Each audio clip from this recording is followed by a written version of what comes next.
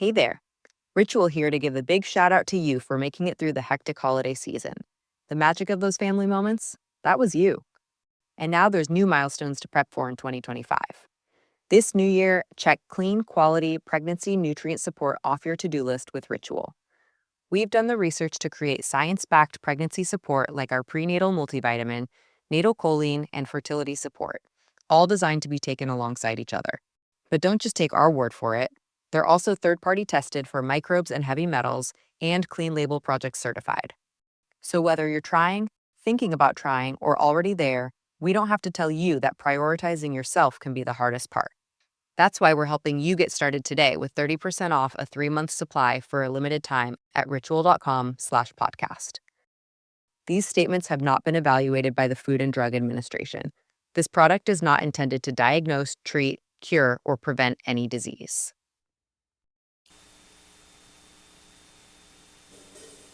The best late-night conservative talk show in America, Sackheads Radio. And listen, there are no people better on the air to give you the best in conservative talk than Sackhead Sean and Sackhead Clint. And we're working on the immigration papers for a certain other guy who happens to work here, too. For those who are tuning in around the world to the best in late-night conservative talk, Sackheads Radio. Hark, hark, hark, dude. Hark, hark, hark, dude. Radio. Hark, hark, hark, dude. Hark, hark, hark, dude. Radio. Sack. Sack. Sack. Sack. The best late-night conservative talk show in America. In America. In America. Into the bylaw. And in this web was a large, I'm pretty sure it was the biggest spider I've ever seen. Good evening, ladies and gentlemen, and welcome to the Sackheads Radio Show live on the SHR Media Network. Thank you so much for joining us. A lot of good things going on this week. I don't know. It looks like it's yours. Well, that's fine. That's fine. That's a big one. No. Let's jump. Let's get right off the intro and talk about what Clint's walking. That's what everyone came to listen to. What's Clint walking around with? He asked me a question. He was just walking in, holding. What is that? Diet Hang on Pepsi? a second. Is that a Diet Pepsi? Hang on a second. I have new computers at my desk. Yeah, you have something. Freaking technology. You have something. I wouldn't even say you have new computers. Is this yours? Because I'm about to drink sweetheart, it. it's not That's mine. what I say. It's I was not just mine. answering Thank his you. question. I just want to make sure before I that's- crack this rum I don't and know. coke. I like Pepsi. Live That from might the be mine. SHR Is it Studios. And Okay. Hey, you know what the hell with Hit that? it. Let's just do Hit this. it. No, I like this better. Hey, welcome to the SHR Media Network. Done. I'm your host, Sackhead Clinton. Sean won't do his job and intro us tonight, folks. Guys, I apologize. Network. I'm going to have to apologize for my partner being off his game and not giving us the proper intro tonight. Me too. I'm sorry. Yeah, I'm sorry. apologize. BC, are you I in the zone apologize. tonight? Are you apologetic? I'm apologetic. I am too. On This is behalf what I of like my when he's partner. not listening. I'm sorry. Wait, what? When he's not listening to his headphones, I can play whatever sound effect I want, and it just makes him sound like a jackass. Listen, now hang on a second. You unplugged my headphones No, I didn't. and my microphone this week. Oh, get out of Hang on, what am I supposed to do? Put them on? And Yeah, he stole oh, my yeah, they're Pepsi. working. It You turns see how out that that's works? my. You see how that That's works? my Pepsi. And It turns right. out. So, on top of his deviancy when it comes to just interrupting our Wait, intro, hey, whoa. What do you mean deviancy? I'm explaining it. Oh, yeah, Trump's president, so Dude, now you no stop, longer have stop. to be like a Dude, you've almost hit me with your nose 4 times. Slow down, all right? Jesus, that you're gonna put roll. an eye out with that thing. That's not my nose. No, sadly it is because it has. Forget it. No, I had an extra hole drilled. Trust me. It used to be this piercing of Prince. It doesn't matter. Oh man. You don't want to know where my. If you piercing haven't is. figured it out yet, this is the Sackheads Radio Show live on the SHR Media Network, live from Studio 1, the big studio here at the Sackheads headquarters. In sunny. The one with the 6 45-inch monitors. That's right. It's the good studio. In Calexico, California. In Calexico, in the future nation of California. Right. Yeah. This stat just in, I read this, so it must be true.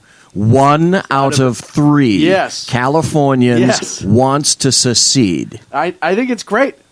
Go. Right. I don't know what I don't know what they're going to secede with, but have fun. Yeah. You know Yeah. what? Stop all the every last federal dollar stop. No, here was my plan on that. San Francisco, and what's the other island off the southern part of LA? L.A. Yeah, what's that little island right off? Coronado? Yeah, Coronado. San Diego? No, San Coronado's a Diego? peninsula. You mean Catalina. Catalina. Catalina. They get each island. That's where the liberals can go to, and we'll take the rest. That's fair. They want to live kumbaya, right? No, I say you let California secede, let the state of Jefferson stay. That way the flag stays the same. Right. Right? No, I'm not saying no, but you're misunderstanding what I'm saying. To everybody that wants to secede, you go to San Francisco and Catalina. We'll give you those as one state. I disagree. I think it should Or- be San or your Francisco own nation. and I think San Francisco and Alcatraz. That's an island. Yeah, but you know what? I like the history in Alcatraz. Okay, then Angel Island. Angel There's nothing Island. Nah, but you know that's where the immigrants came through on the West Coast. there. So? Yeah, no, I kind of no. There's history there. San Francisco. Okay, there's history there too. Yeah, but you know what? There's enough D-bags there now that it doesn't matter. Right. I was just there the other day. It I wipes don't it even out. go to that city. Okay. Yeah, so Did it you wipes that go? out. You did go to San Francisco. Yeah, I had an appointment down there. What did you go downtown? Yeah. I purposely have not been to San Francisco in a long time. Still smells like urine. Exactly. It's amazing to me, and it's funny because I was right near where they're building the new the Warriors Arena, and I was getting a smell of sewage as I was walking down the street, and I said to somebody, I'm like, they must have opened up a sewerage pipe. And the guy looked at me like I had 5 heads. He's like, no, it's every day. And I was like, oh, that's right. I remember reading a story that they have to pour excessive amounts of bleach into the sewerage system because so many people urinate into the sewerage system that it's actually overwhelming the odor that comes up out of the grates. Well, Yeah, they, and because they're transient population also. Right. I mean, it's just they just piss and shit anywhere. human waste all over the place. But that's okay. We need to be understanding of that. Right. I'm sure all the businesses love it. Well, they love it well, they so do much because that they stay. they love it so much that they've been adding that paint. Have you heard about this? The special paint they have now? Oh, we talked about this a couple months ago.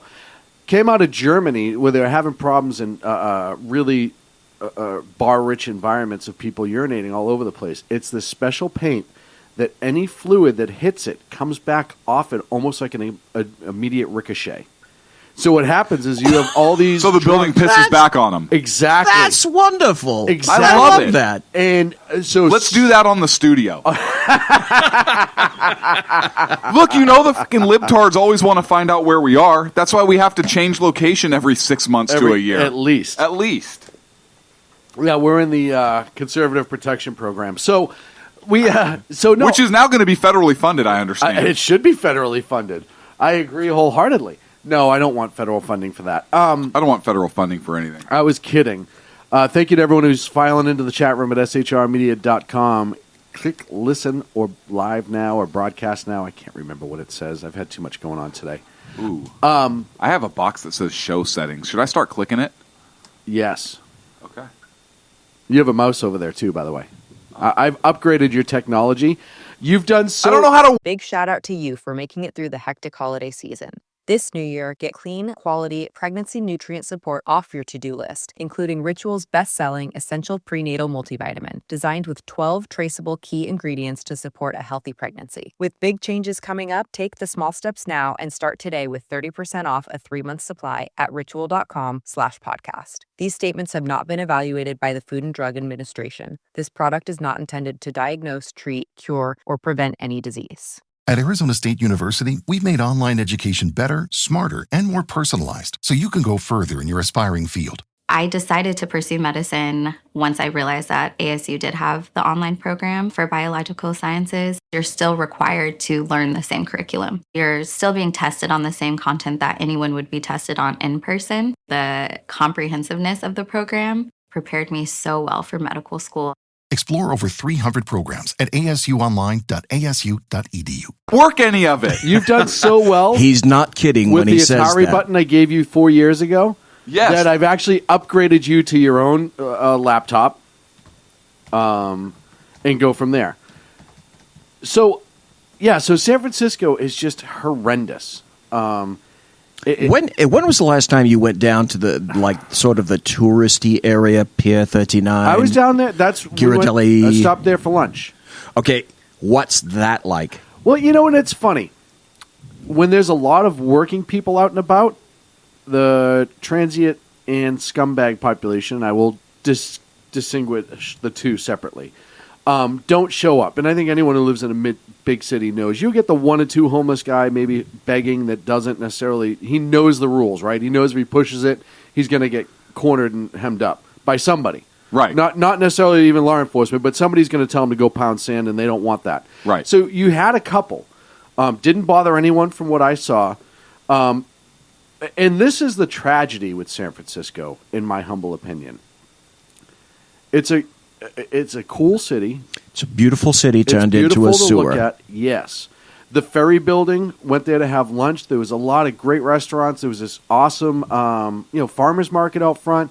It's bustling. That whole, since they took the highway down over the Embarcadero, they did a really good job looking at it. It looks great. But you also know it's San Francisco. Once you started driving away from the touristy areas at all, I was down near UCSF Medical Center, and Oh, right. Okay. Know where that is. Oh, right in the good part of town. oh yes, Yeah, Yes, lovely. yes. Yeah. That no, used it's the to be new one. right It's next- the new one, right on the water. Oh, okay. Yeah, Because no- I was thinking of the one that used to be by Kezar Stadium. No. Is that the one where the water's on one side? Yes. Right? So you have only crap on 3 sides. Right. Well, Got no, it. they have one city block of crap, then water. Got it. But in that area, there was, on this side of the street where the medical center was, no transients. Across the street, it was like going by, and I hate to use the term, like a pet store window, where there was like 50 of them, just like almost meerkatting. Like, what? You have money? That's a great Money? visual. Money? I got that. Money? Do you have money? But they didn't cross the street, and I'm sure it's because UC police are all over them, because UCSF... Which is surprising to me. It's not to me. And I've lived in Boston, and I've seen San Francisco enough and other big liberal cities. They do the same thing. Hey, we love everybody, and we want you to come here and take care of you, blah, blah, blah, blah, blah. Don't come near my property. And if you do, I'm going to have the police drag you away kicking and screaming while I sit and yell, please help that poor man, because if that trash bag comes near my house again, I'm going to run him over. It's the ultimate liberal hypocrisy. Right. And look, we've seen that here in Sacramento with the arena. Absolutely. Right? Absolutely. Oh, we love we have to give them money, give them their spaces, not within several blocks of the arena. Right. We're going to hammer down all of the anti-transient laws right around the arena, but you can go 4 blocks away and go Whatever you want. do whatever you want. You can set up a house if you want. Narrow needles. As much heroin as you can do. Yeah. We'll give you fresh needles for Absolutely, because you need a place to stay. Well, just not here. it. And this brings me a little bit. That's like the first time I went to D.C. The very first time I went to D.C., I found out what a schizo city it is. You go to the Supreme Court building, and a block from there is some of the worst tragic. Yeah. It's demilitarized zone. It is a DMZ, and it's like there's this screen that comes down, and once you get a foot past that screen, it's abject poverty. Well, and you also. But they don't screw around on the other side. No, they don't, because they know what's going to happen. There happen. were all the various memorial police. There's a police agency for basically Every building there, yeah. every large memorial. Well, you have the memorials. You also have the museums. So wait a second. Yes. I thought that was like I thought those were state. Those are not state. I thought those were federal parks. They are, Police. but they Yes. have individual. But they're all individual little agencies. So it's like the World War II Memorial Police Department. essentially. Really? You have the Capitol Police. You have the That I knew. U.S. Parks you have Police. the park police. It's so insane how many law enforcement agencies. Then you got DC Metro running around. right. Those poor That's literally bastards. all they do. No. No, like from call to call Oh to yeah, I call was to gonna call. say. I was going to say they're running, but Yeah, no, I was talking about. I wasn't crazy. being an a-hole. Yeah, once. it's It's gotten to crazy. the point where even the little snowflakes in San Francisco, even they are starting to leave. Yeah. Well, and here's what's funny. San Francisco's population has dipped greatly over the last 2 years because the taxation's through the roof. The business has gone down because of the mandatory minimum wage that they passed 2 years ago in the city itself. If you work in the city, you will receive, I think it was $14 before they passed the $15 minimum wage. and all this. And all the environmental conditions. Ralph the Madman Chittims in the chat room says there's over 30 agencies in the Washington, D.C. area. I believe you I believe completely. The Metro Division, the Metro train system has its own. There's a ton of them. Ralph has a great point. I used to belong to this particular agency when I would sponsor a cop from other countries. And a dude from Germany came over one time. And I gave him a ride-along. And we're in the sheriff's department car. And a black and white goes by, and he says, "Who's that?" I said, "It's CHP." Then another black and white goes by, and he said, "Who's that?" I said, "That's SAC PD." Then another car goes by, and he said, "Who's that?" I said, "That's Federal Protective Police." Then another car goes by, and he says, Park "Who's Ranger. that?" And yeah, one of them was a park ranger. And then another one went by, and he said, "Who's that?" I said, "That's Regional Transit. Yeah, that's like Regional Transit Police." He says, "How do you keep all that straight?" And the answer at the time was, "We don't." Yeah, exactly. Yeah. Well, and he's like, "We just have one. A couple lightning bolts." Yes, he works like gray uniforms. Gray uniforms. We're pretty stringent. We have an armband, pretty strict. Yeah. Well, and it's amazing as you go all over the country. How many you go to New York City, the amount of police departments just within New York City that are run by the city is insane. You have the trash police. You have the the what? housing. We call that the EPA here in California. Yeah. Seriously, but the city has its own, so it's absolutely crazy.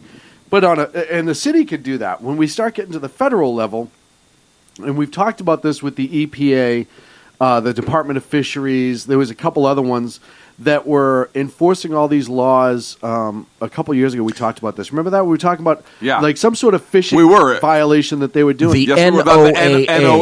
The NOAA has a SWAT team, for Christ's sake. Because they were Are you kidding me? And that's what I said is, why do you need all these different law enforcement agencies? We did a whole segment on that. Yeah, and I'm not saying that there are certain things that shouldn't be enforced. I'm not saying that at all, but the duality and the duopolis, the amount of money you're spending for all these friggin' agencies. Look, we're the Department of Redundancy Department. Right. Police sheriffs. You're doing a horrible job. What? You're doing a terrible job. You know that. Yeah, actually that's brings Trooper me, Officer Smith. He's in charge. That brings me to.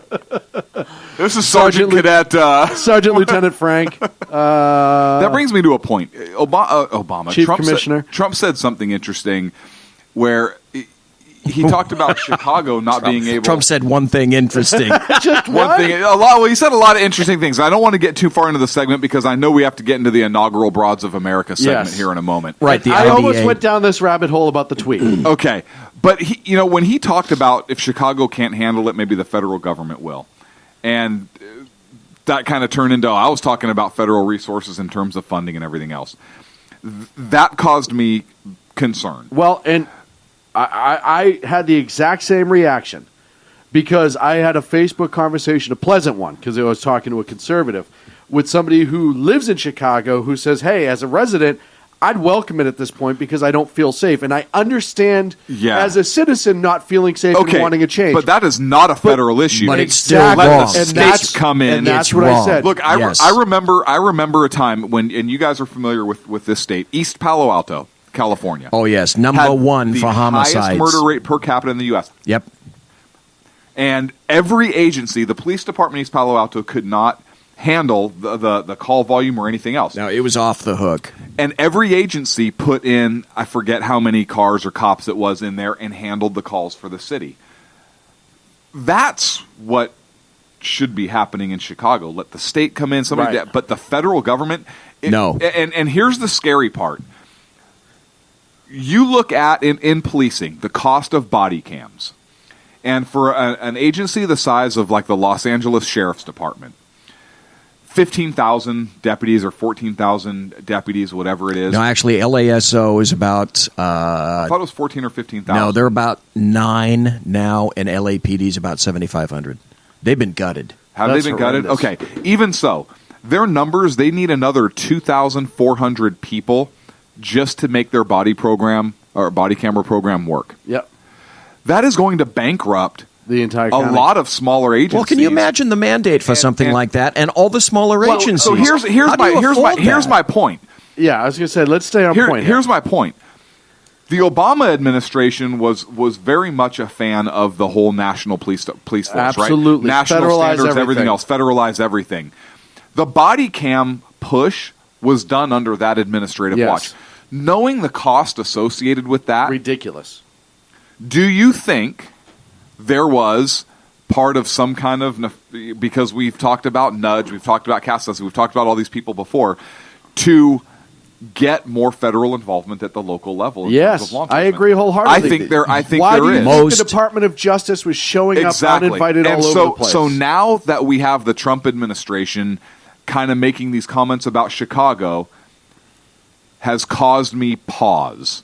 Well, and so, and I understand from a conservative standpoint now, his press secretary is spinning it to funding and so that's what I said before the comments were made by the press sec. I said, hey, listen, in my conversation this morning, I understand why you as a citizen will take any help you can get, right? You're in a city that doesn't let you carry guns, and you're surrounded by people that are carrying guns, and the cops are handcuffed, especially now because the DOJ just slammed them 3 months ago with a bullshit report. There are 25 cities right now operating under a federal consent decree. Exactly. which is bullshit. That is not the Fed's job. But I said you need to look at the problem. Two things. The citizenry in that city needs to demand that the officers be allowed to work, and you need to get the politicians to untie the DA's office, and the state needs to untie the prisons and actually put people in jail, and then you will see things start to change. Now, but federalizing law enforcement is a horrendous precedence to set. Absolutely. So I said I want clarity on what that comment means. If it means we're going to give,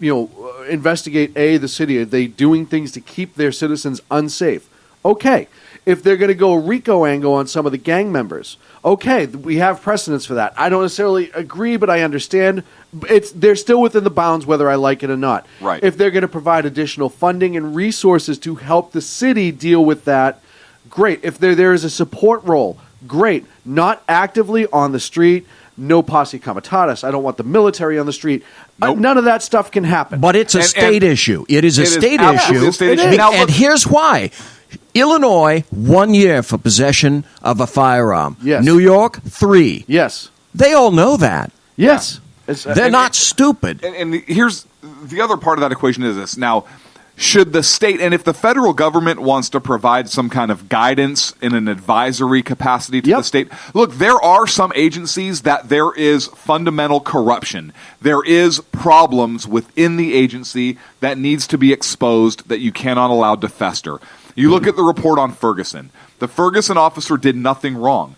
But were there issues within that department that... But here's the Hang on problem. a second.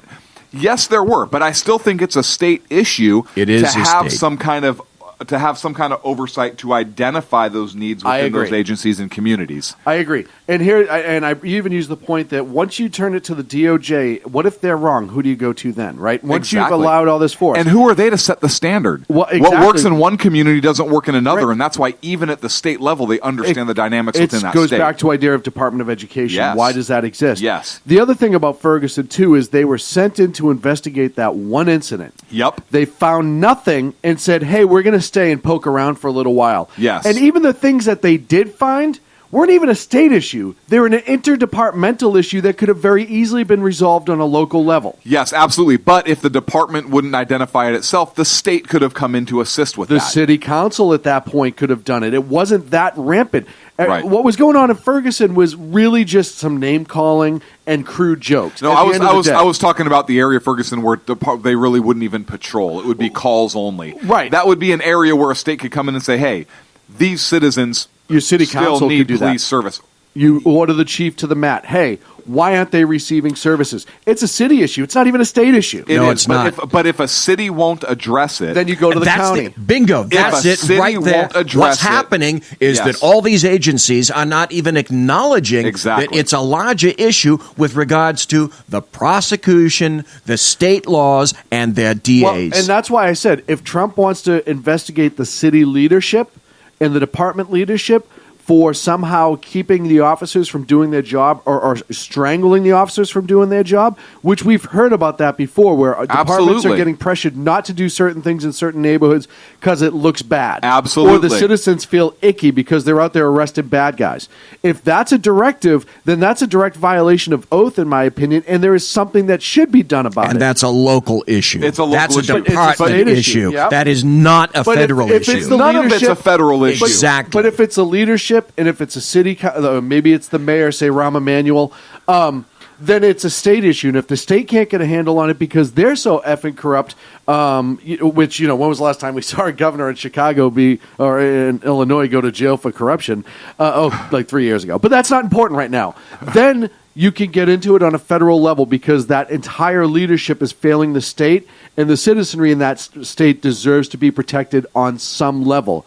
But that becomes a direct issue of the administration misusing federal funds, Right. etc., And the versus only- policing. And the only time a policing really should be an issue is if you have law enforcement officers that are going out knowingly violating the U.S. Constitution, then that's a federal Certainly. issue. And that's an individual issue Absolutely. that you can address on that level. Absolutely. And I'm sorry we got so far ahead, but No, I want to you're get back not. on You point. love it. No, I literally am. Love it. BZ, you're up. Inaugural Broads of America. Ah, yes, the IBA.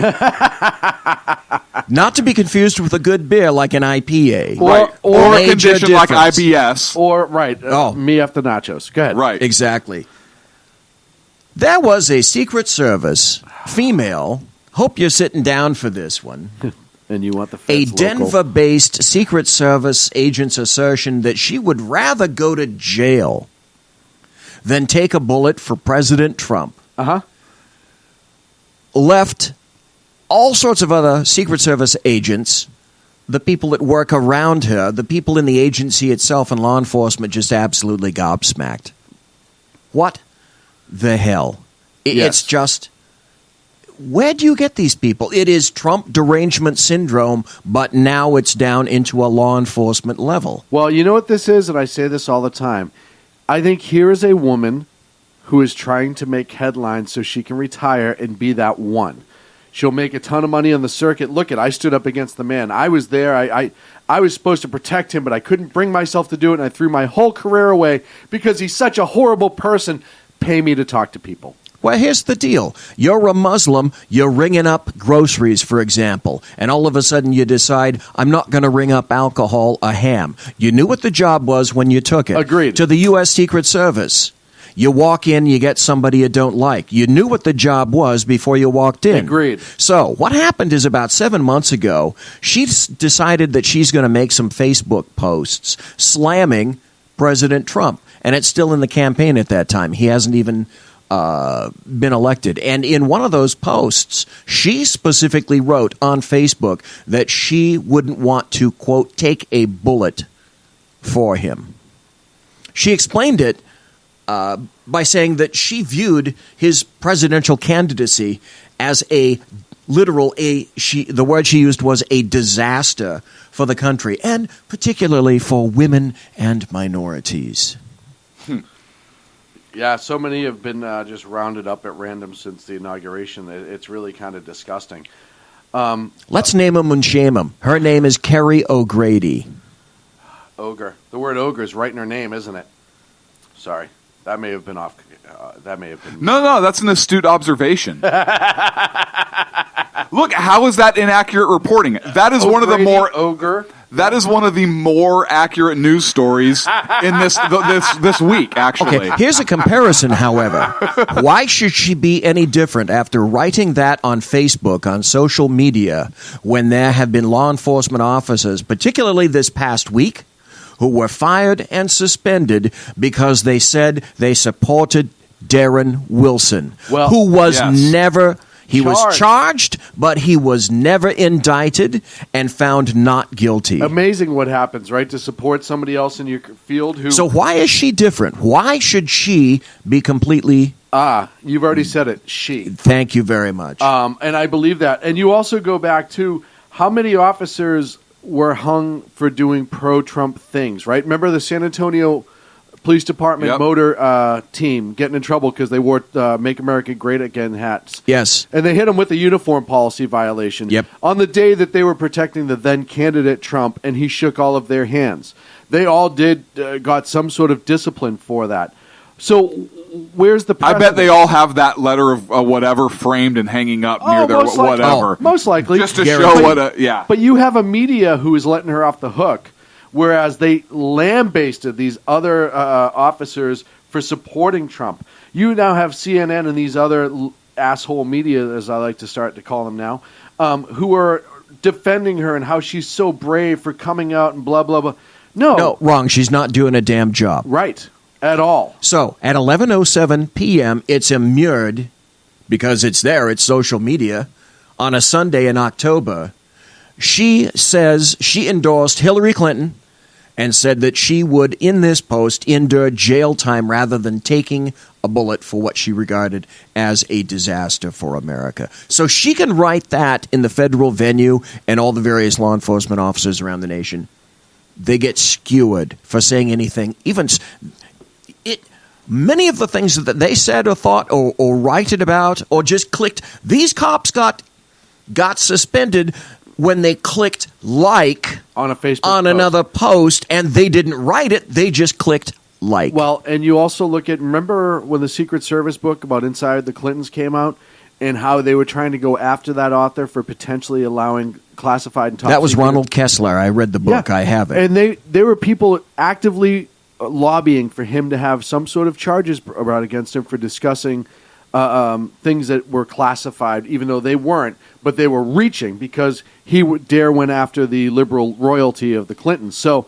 the standard has been set in the sense that there is no standard. It's emotion rules, and that's what it comes down to. We're up against a break. When we come back, it's the U.S. You know what? I don't want to tease it. I don't want anyone to think about it. It's a really good subject that's going to make Clint go crazy, and we're going to have fun with it right here on the Sackheads Radio Show live. I on want to SHR see Media Clint Network. go crazy. If you're not in the chat room, maybe if you're a first-time listener, go to live chat, www.shrmedia.com, and say hello to our good friends in there. Be right back. Conservative media done right. You're listening to the SHR Media Network.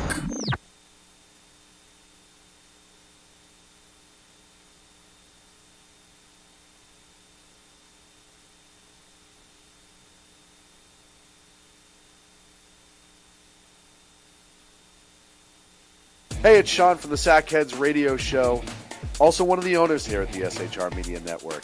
Are you opinionated? Have you ever wanted to do your own show? Have you ever heard somebody like the Sackheads and go, yeah, I could probably do that better? Well, now's your chance. Send me a 5-minute clip at sackheadsradio@gmail.com, and maybe you can be part of the SHR broadcasting team. sackheadsradio@gmail.com. Times are dark. The people are misled by corrupt politicians, lied to by establishment media, and deceived by the false messages of Islam. A nation looking for direction needs a guide. It needs a man with a cane. I'm Dave Milner. Join me on Spreaker, SHR Media, Pundit Press Radio, and YouTube through the SHR Media page for a different kind of commentary on the unpleasant blind guy. Because the truth is not always pleasant. In a world controlled by corrupt politicians. You got a business. You didn't build that. A team of ordinary men emerge from the ashes to give voice to the voiceless and hope to the hopeless. Sackhead Sean. Dude, I'm not saying Cap was stupid, bro. Sackhead Clint. All good friends of ours usually show up drunk. Also starring Sacco as the producer. I'm a little bit drunk, cause I'm drinking. They are the Sackheads Radio Show. Every Wednesday at 8 p.m. Pacific on shrmedia.com. The bloviating Zeppelin. He's big-footed enough radio shows to last a lifetime, courtesy of Sean, Clint, Ken, and Jersey Joe. Now it's time for him to waddle on his own 2 feet. Via the glorious SHR Media, gird thy loins for the bloviating Zeppelin's Berserk Bobcat Saloon. Coming soon to ossicles near you. Excelsior. Conservative media done right. You're listening to the SHR Media Network.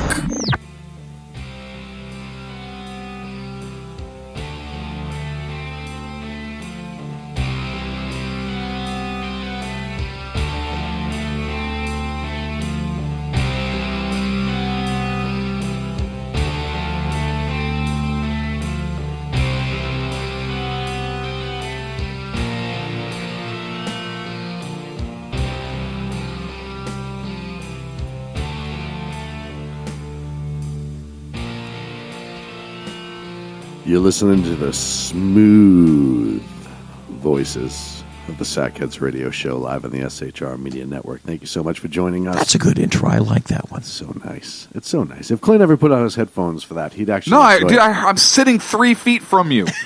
No, it's more like 15. Well, no, it's 3. It's like, well, with his nose where it ends, yeah. It's That's only why I like say 3. it's Look, 15 we're kind of feet. listen. 15 for the body. Hang on a second. 3 for the nose. We're kind of like a yin and yang. My nose overlaps, your belly underlaps. Together we fit. Yeah, but you we're don't like have- a perfect puzzle. You don't have to duck my belly, homie.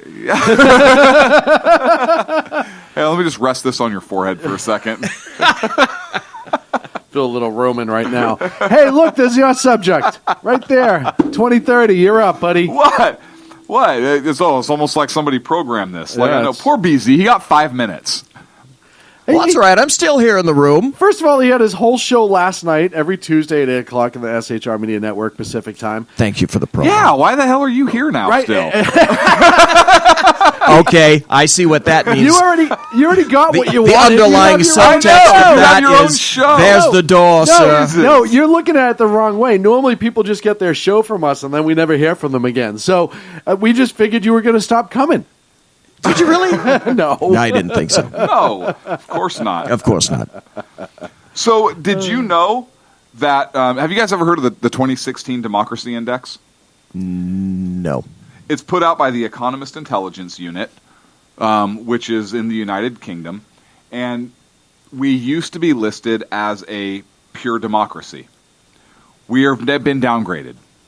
We are no longer listed as a pure Oh, democracy. good. Are we a constitutional republic? No, Oh. we are a flawed God damn it. democracy. A what? What? A flawed democracy. So, I have a frickin' question for these frickin' douchebags. First of all, who the hell are they to rate us? We kicked your ass in 2 wars. There's a reason And then we don't answer and to then you saved it anymore. in 2 others. And then saved it in 2 others. There's a reason we don't answer to you anymore. Well, We're not a frickin' democracy. just like Sean said, we're not a We're democracy. not. We've never been a democracy. Flawed Nor or do we want, otherwise. as evidenced by our recent election. Right. Right. These It was guys an are gibbering electoral morons. We are not video. mob rule in this country. No. We are not mob rule. It was an electoral victory. It was not a popular vote. I agree. Oh my! So this is my rant. I saw this. The and at temerity to downgrade us. first- yes. You arseholes. Yes. Well, to even put us at the top of the list, anyways. Is this some kind of backhanded slight? Yes. to Americans? That's exactly what it was. Hey, listen. You're You're no longer a pure democracy. You You're picked more somebody of a, that you thought was good for you, but we think he's icky, so we're just going to slam We're you. gonna. the best Yeah, we you're no can. longer you're a flawed. But this is what the left does, too. Good. Right? Hang on a sec. Good. I don't want to be a frickin' democracy. I want to be a flawed democracy. I want to be a constitutional republic because that's what we are. Representative government. Hey, Great Britain. Remember Yorktown? Well, here's the thing. A constitutional republic, and this is what leftists don't get and don't like and hate, is it limits the power of government. The Constitution says not what the government can do, but it mostly says what the government can't do to its people. Well, this group did stress that the lower ranking was not due to the new administration, but rather public confidence in government. Hey, jackasses! Yeah, Public confidence. Look at yourselves first. The lack of public confidence in government is what got us our own country. Do you fools forget that fact? We had no confidence in your government. We were the original nonconformists. You're right. So we kicked your ass and formed our own. Now right. you're pissed at us for it because looks like we're doing it again and we got Trump. How stupid was it for you guys to line up in red coats in a line and make it really easy for us to shoot you? Well, you know what? How stupid was it when you gave up all your guns and then needed them all of a sudden? Right, and then gave them up again. And then needed them all of it. Oh, wait. Yeah. They kind of need them now anyhow. They all do actually need them. A great now. deal of the EU wants their own version of the second. Yes. It's weird, huh? Yeah. Imagine that. What a shock. Didn't see that one coming. I think we actually called that. Yes. Like every couple weeks. And yeah. So here's something, you know. I'm sorry. I get so that angered me. No. Well, number one, the temerity of them to even say that when their own interior government is not functioning and the people basically just voted no confidence on them. Right. And now Article 50, even though the people voted on it, on Brexit, Article 50, now the Parliament has weighed in over there and said, oh, we're going to vote on it. If they don't let it go, you think we're having problems over here? Oh. Wait till you see what happens in the UK. They will be going insane over there, especially because the people spoke. You know, here's the amazing part about Brexit. Brexit wasn't just a referendum on the EU. Brexit was a referendum on the British leadership. Hey, you're forcing us down this road we don't want to go on. We told you from the beginning this was horrible. You signed on to this BS thing anyhow. It's done nothing but backfire. We want out. And they voted on it. Well, and it wasn't even as close as... Let's state the obvious. The obvious is Angela Merkel allowed 1 million people that don't fit from a corrupt religion into the European Union, and the white people over there, the Caucasoids, are too limp-wristed to say, we don't care. No matter how much they get attacked. Where the hell's Caucasia?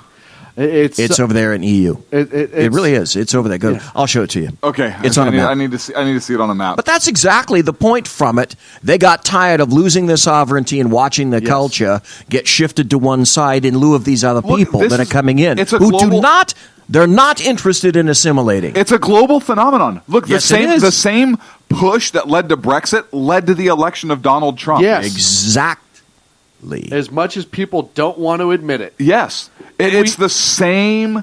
I mean, globally, people were going towards this socialistic kumbaya. It doesn't work. Right. It puts lives in danger. And we had a president here who was trying to push that for a long time. Well, yes. Here's the other thing. Historical Alzheimer's, and they can't see 3 feet in front of their faces. The European Union is going through all of this right now. They're at that particular point. Obama wanted to take us back to the point where we were 3 or 4 years behind the European Union, and we'd have to go through all this crap again ourselves. They can't understand, they can't see why the EU is in its current dire straits. They can't understand that Brussels is an unelected government of people sitting, a body sitting, is telling all these other nations what the hell to do. And no one elected them. No one. Right, and that's what happens when you give up power to a group that doesn't deserve it. And you have no input, and they regulate from on high, and you have to do it. And I'd like to remind everyone that Brexit wasn't the first time that English citizens stood up against a faceless, nameless, overbearing government. I believe sometime around 1776 there was another group of freedom lovers who did the exact same thing. I'm just saying. Right, we need a lot of change in this country. I heard. I'm just saying. Then again in 1812. And we tipped it off. If you look at all the people that got away from the crown, we tipped it off. People looked at this country and realized, hey, they can do it, we can do it too, and a lot of countries fought back. Yeah, how the hell did the Bahamas do it, though? They're not even a big nation. Well, they probably made a deal with them. We're like, hey, you know what? We'll let you stay here. They've got great shirts and sunglasses, though. Australia just hung out and said, well, we're too far away, so I guess we'll just hang out. Well, to a point. But when your entire island's populated by prisoners, I mean, what kind of start can you expect? Well, listen, we had Alcatraz. They had. And then here's the funniest part about Australia. You start off with this humongous Careful with this population- Australia stuff. I know. With this huge population of prisoners as an island, and that was a prison island. That's what it was. They sent them to the most dangerous. And now they're like some of the most polite and friendly people that you can meet in the entire world. Now, if they were all prisoners, how did they breed? Well, they'd have to carry this really long, clanking ball Right? and chain, Like, is it right? is it like an all male prison? Was it like Jurassic Park, where some of them spontaneously turned female? Like, how did this population growth, and how did this turn from a prison colony into a country? Well, there were Aboriginals already living on the island. You know, so that's a book. You should write it. you should write it. I'm already writing a book. It's called "What Could Possibly Go Wrong: The Autobiography of Me." What's the worst? That What's the worst that could happen? That's chapter 1. That's the intro. No, that's going to be my follow-up book. Agador in the chat room at SHR Media says, you have to admit, when the UK did Alcatraz, they did it big. Yeah, no, they weren't messing around with it. Yeah, they did. But to sit here and to go back to the original point, which is them saying we're no longer a democracy, it goes We're to a flawed show democracy. It goes to show you what the left does. And I was thinking about writing this piece today. So are you saying that this entire group is leftist by our standards? Because they're a bunch of limey Brits. Yeah, I think they're leftist by And our I mean standards. that in the most loving way possible. Here's what the left does in this country. They throw out factual arguments and get on emotional arguments. But what And do they get do in you- that country? That's what they're doing with this report to us right now. People are going to read that and say, see, we're not a pure democracy. Our rights have been scalded, blah, blah, blah, blah. They're not going to turn around and have the forethought to go, you're 100% right. We are no longer a democracy. We never have been. Right. We're a constitutional republic. But Right, so no. take us off the list altogether. They preyed on emotions, and now people will resolve. It's just like this country since November. The left is all emotion. No facts are involved whatsoever. You see them going after the Electoral College. Oh, it's just this way to get rich people in. It's like, no, that's not what the Electoral College is. It represents smaller communities to make sure that it's not mob rule. Otherwise, California and New York would and rule Boston, everything. Philadelphia, they would all, DC, they would all rule everything. ADD moment, I'm sorry, Sean. Squirrel. You and I have not yet mentioned this, and we've been remiss because we've done it every year since we've been on the show. 19 days to pitchers and catchers. 19 days, pitchers and catchers. Sorry, go Coming ahead. around the block. You were saying? Coming around the block. Yeah, missed it in General Jackassery. Sorry. But you know, they went after the Electoral College, and then they will go after emotionally. Which they wouldn't have gone after had they won. Absolutely not. course. Of course not. Of course. Of course. What did you hear under Obama? This is the system we live in. And if anybody who wants to talk about the election not being legitimate, they're racist. Right. Yeah, elections have consequences. Elections have consequences. And you look at some of the I've groups, got a pen and a phone. Right. You look And he at did. some of the groups that have gone absolutely insane over The this broads. past weekend. The anarchists. Madonna. Well, we'll get to that. Is that up? That was under inaugural Broads of America. We didn't get to we that. didn't get to Madonna. Madonna. She's almost not worth getting to. And there was, She how is she not being investigated? She is, by the way. good. yes. Good. I The didn't see newest that info report. is that, yes, she is. One of the funniest tweets that I saw is, well, she's blown everybody else. Why not the White House? Wow. And I said, quite frankly, I don't think You heard the about Linda Lovelace, right? I know of her. Really? Yes. Her grandmother went down on the Titanic. I like that. Thank you. I like that. I'll be that here. was classic. I'll be here all night, tip you, waitress.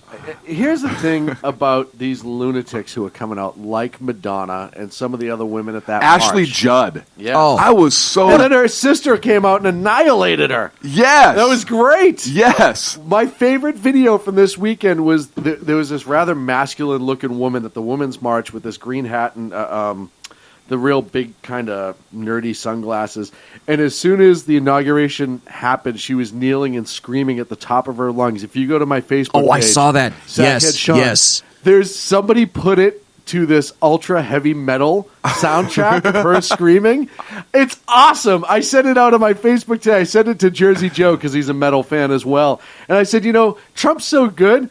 He's even got some influence on heavy metal now. Look at the song. It's awesome. Right? But he's had a lot of influence on women.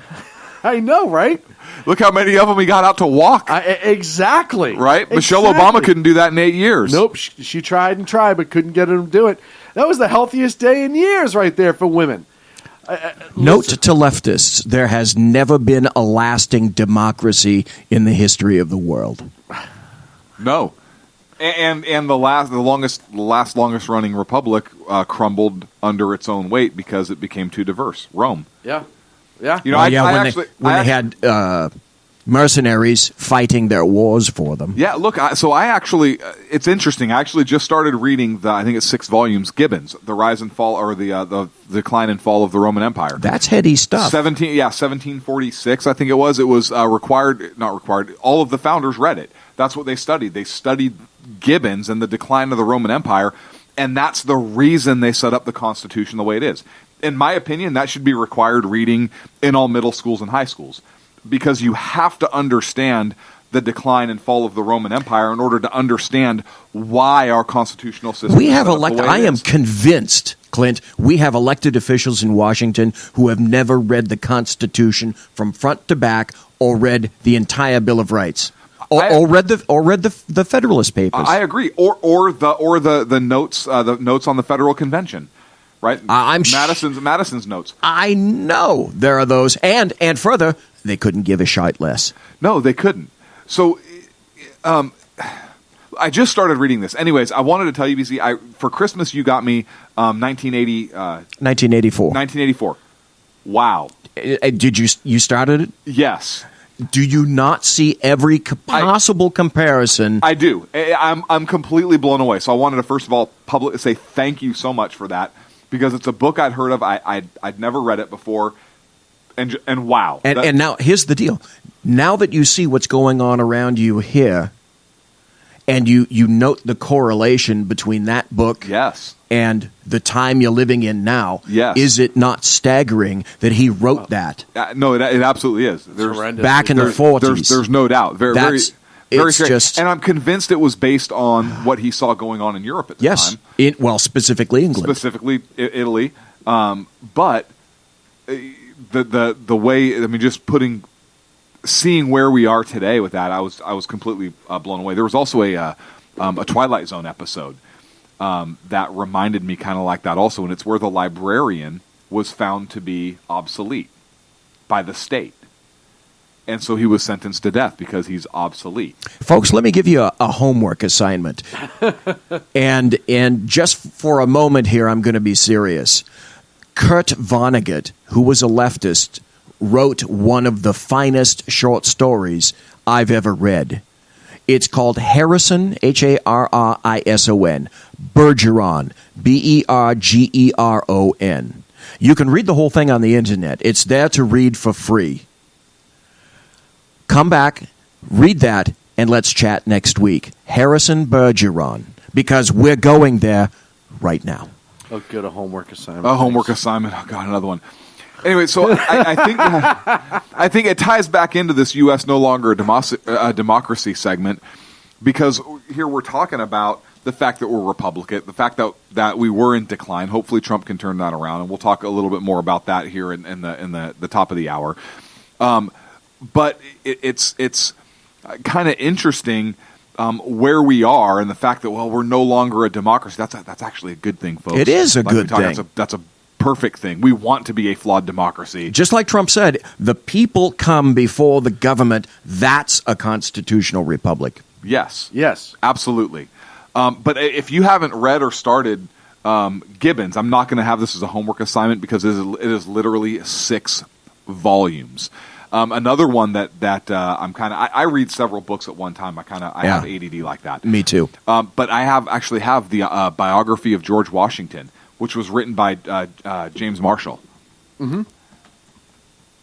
Wow. From a perspective of the Supreme Court Justice, or John Marshall, I'm sorry. It's another phenomenal, but again, it's like 5 volumes long. But very good reading.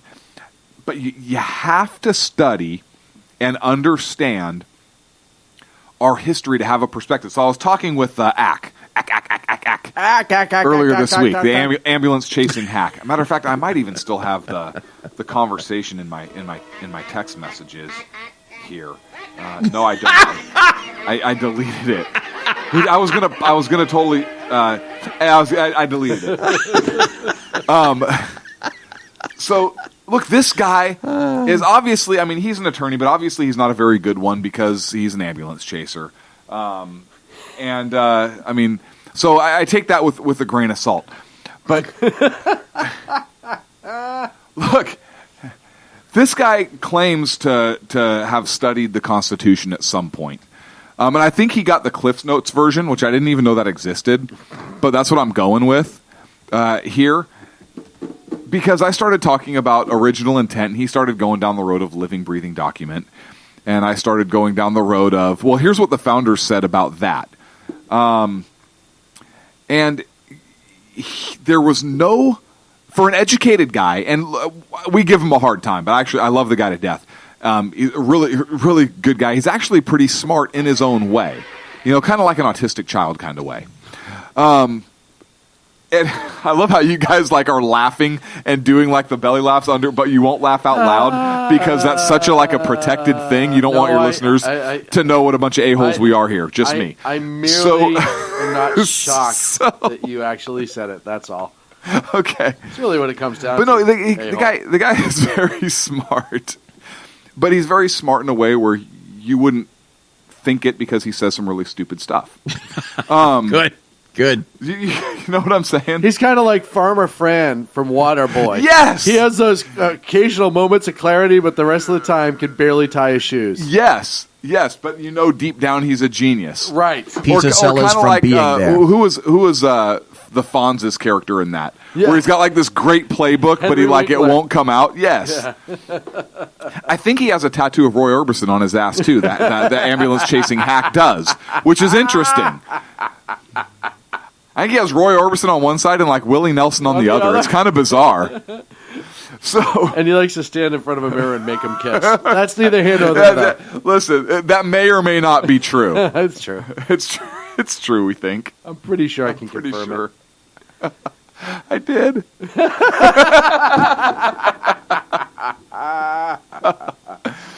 It's like they're kissing a rubber band.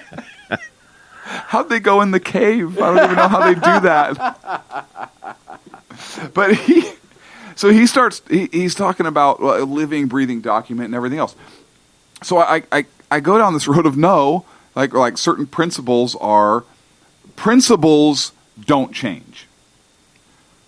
Interpretations change. Fundamentals don't change. 2 + 2 = 4. In 1776, it still does. 2 + 2 still equals 4 today. Well, hang on. The principles of freedom and the principles of a republic and representative government were true in ancient Rome, just as they were true in 1776. They were just as effective to grow the Roman Empire as they were just as effective to grow the United States of America. They were flawed. In the Roman Empire, the Roman Empire failed. The founders studied that, put in place the Constitution to prohibit those principles in this country from failing here. We've since usurped it. We've gotten away from it. We've perverted it because it's a living, breathing, changing, interpretive document. And as a result of that, we're in decline, and we have been. I agree. I have a question for everybody. So, also, Sean, I'm sorry. Sean had something. Well, I was going to say is 2 + 2 = 4, as you said, except with Common Core. Or new math. Where it doesn't always equal 4 depending on what you want the outcome to be. And spelling doesn't count. Right. Spelling's not even a WTF is a perfectly acceptable certainly. statement LOL, in school now. WTF. Yeah. So, I just want to say that history has changed in the fact that 2 plus 2 does not equal 4 by today's standards. But the problem is kids are being taught that 2 plus 2 aren't equaling 4. That's the problem. Instead of, and obviously I'm being sarcastic when I say that it doesn't equal 4, but they're teaching all this BS now. I look at my kids' homework and I'm just like, how are you supposed to learn this? The answers are there. There's no constructive thinking. You don't have to go and put the work in. The answers are all there. They're just hidden in code. Well, life isn't hidden in code. Sometimes you have to do the workout, do long division, etc. BZ, I cut you off. Go ahead, sir. I have a you question. Have 30 seconds. Thank you. Go. 10. Question for everybody, and we can after the break we can come back and see if you guys have an answer that you'd like to come up with. Sean and Clint, people listening live and in the podcast, do we have people here today, scholars, who would be sufficiently intelligent to craft another constitution? They did it back then. The sackheads. In the 1700s. Are the people existent today who could do it again? Yes. Look, I'm being completely serious. Based on my understanding, the Constitution is not a difficult document to understand. It's actually very short. It's actually very short, sweet, to the point, and simple to understand. And if you take the time. That's its brilliance. Yes. Look, I could craft a Constitution today that basically reestablishes all these principles. I don't think we want an attorney establishing this stuff. No, that's the problem. I mean, judge. Are there people with a sufficient amount of common sense? Yes. There's some right to here in this room, and I'm not saying that from an egotistical standpoint, but anybody with a understanding of the founders and of the principles that our Constitution was founded on, and an understanding of history in terms of the original intent of the Constitution and what that original intent was founded on. The decline and fall of the Roman Empire. Economist? Wealth of Nations. Yeah, Wealth of Nations. Another huge impact on our founders in terms of setting up our economic system. Or the understanding of, Blackstone's commentaries on the laws, Hobbes. Anybody with that understanding, and most of those people, folks, are self-taught. You don't get those classes in college And see, the reason I asked that question, yes, you just hit the point, Clint. The reason I asked that question is for the current generation and the future generations. Would they have that capability? It depends. Considering what they're taught now. It depends. I say that our kids will. We have a few seconds. Our kids will. I agree. I think that there's still a group of people who did not go to college but have still been very successful when it comes to economy that could tell you how to run an economy properly. There's still a lot of people who understand liberty and freedom. The problem is they've been silent for 8 years because they're sick of listening to it. So it'll be interesting to see how many more, and we saw a decent amount come out for this last election, but it'll be interesting to see how many more start to pop up here in the future, seeing what this last election did. We're up against a break, folks. Mm-hmm. When we come back, I think I have a segment. You do. Hey. Trumped up presidency. Look at that, the trumped up presidency. Yeah, right only here. the most important one. Fine. No big Yeah, but deal. it's going to be, if you look right underneath that, it says the discussion continues freestyle. Nobody owns the conversation. Conservative media. I got shut down, didn't I? Right. You're listening to the SHR Media Network. Breaking news. According to the latest report coming out of SHR Media, a merchandise store to support both the Reaver of Common Sense and SHR Media has just been unleashed to the general public. Be forewarned that this site can be contagious and numerous items can be purchased to support the best news programming. Go to Reaver.one website and click on the store link to check out the merchandise.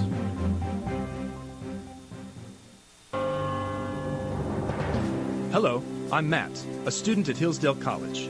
Here's Hillsdale President Larry Arnn on the continuing relevance of the Constitution. Many argue today that the Constitution is outdated because it addresses problems peculiar to the 18th century. Socialism, so common, is a place where the government bestows favors and tax dollars on some businesses to give them a leg up over others. This is exactly the kind of thing the Constitution was meant to prohibit. the Constitution is not so outdated after all. This Constitution Minute was brought to you by Hillsdale College. To join the national conversation on the Constitution, go to constitutionminute.com. Times are dark. The people misled by corrupt politicians, lied to by establishment media, and deceived by the false messages of Islam. A nation in confusion needs a guide. It needs a man with a cane. I'm Dave Milner. Join me on Spreaker, SHR Media, High Plains Talk Radio, Live Rebooting Liberty, and YouTube for a unique brand of commentary on the unpleasant blind guide. Because truth is not always pleasant. In a world controlled by corrupt politicians, You got a business. You didn't build that. a team of ordinary men emerge from the ashes to give voice to the voiceless and hope to the hopeless. Sackhead Sean, Dude, I'm not saying cow from a stupid pro. Sackhead Clint, All good friends of ours usually show up drunk. also starring Sacco as the producer. I'm a little bit drunk, I'm a little bit drunk, 'cause I'm drinking, drinking, drinking. They are the Sackheads Radio Show. Every Wednesday at 8 p.m. Pacific on SHRmedia.com.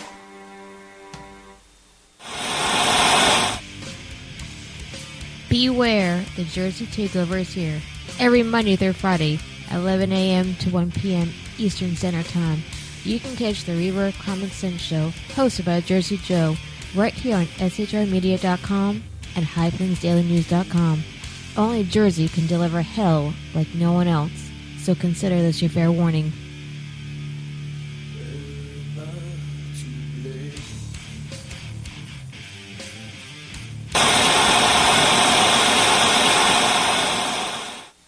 Conservative media done right.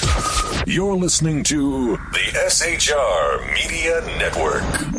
And welcome back to the Sackheads Radio Show live on the SHR Media Network. So last Friday, a couple little things happened in this country.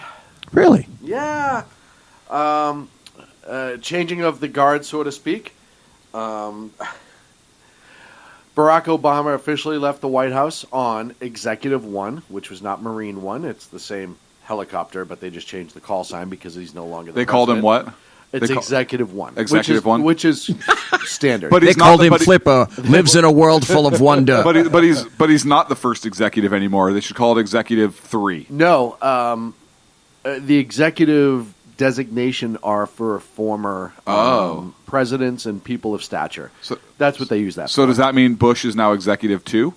I think if they're on it, It just like keeps bumping down. if they're all in the air at the same time, I believe so. Honestly, No, I wasn't. I was being serious. I believe if they're all on air on an air ride one way or the other, then it bumps down. However, if there's only one at a time, then it's Exec One. Sean, here's what we're doing. When I become president, and God. you're my press secretary or chief of staff, whatever you want, Right. and BZ you're the other. I want to fly in like an ultralight, and I want that. Or do you want to be the second Cessna that crashes into the White House? Right, or a Cessna. I want something weird to be Air Force One. Oh, I think that'd be great. I want to fly like a Southwest flight and like high five the captain and be like, dude, you got to go out as Air Force One. Let's go, nailing it, nailing it. But Mr. President, you have this awesome jet. I don't care. Yeah, no, I'm flying SWA, baby. Yeah, and for the record, I'm in B group, so don't leave without me. I didn't want to spend the extra $25. Hey, I get my points for this, right? We could do a Zeppelin. Good point from Agador in the chat room at Ooh. SHR Media. We could do a Zeppelin, and Mark could be the captain. Yes. I think that would be awesome. Nice. Now that's old school. Yes. Yes. No, but they're bringing it back. They're bringing it back. They're bringing back Zeppelins. As well they should. I think they should as well. So let's move on, though, to the actual inauguration. And because we're going I was going to say one more thing. Now that Trump is president, we have to apply for our letters of marque. I agree. Officially. We have to officially apply for letters of marque. I agree. And then actually start working on saving an aircraft carrier that's coming out of service. Right. Those two things need to be. You know what? Trump might just give it to us. You never know. Right? We're crazy enough for him. We are crazy enough for him. So, with former President Barack Obama leaving on executive one, the 45th President Donald Trump was sworn in front of a humongous crowd. One of the big things, and as we go through this, I want to point out where the liberal hypocrisy has been and just the ridiculousness that they've tried to pull. There was a picture being sent around through media websites, official news, quote-unquote, official news websites and social media of the inauguration ceremony that was half filled and compared to Barack Obama's two inaugurations, or the one inauguration and the second, whatever he did. And they were saying, oh, there wasn't nearly as many people there, blah, blah, blah, blah, blah. That photo that's being sent around that shows all the white tarps that people were standing on was taken at 12 in the afternoon, well before the inauguration. And they're pushing that. CNN actually released a very high-def picture of the inauguration that shows a true depiction on how packed. CNN did? Yes, and that just came out today, did it not? Really? It's enormous. There was an update. You could truly see how many people were there. Why would CNN do that? That's a good question. It was taken at the exact moment that he was sworn in as president. So, why would CNN do that? If you pull up that picture, and it's actually a pretty amazing picture. I messed around with it a little bit today. You need to go and find former President George W. Bush. He's sitting to the right of the. W went. Oh yeah. Oh yeah, George. He was there. He and his wife. But Hillary was there. Yes. Yes. I want to get to that in a second because man, you want to talk about Jimmy Carter and his wife were there. Yeah. I think the former presidents should be there. Yeah. They could, the only one who didn't is George H.W. and that's because he was ill. He was in ICU.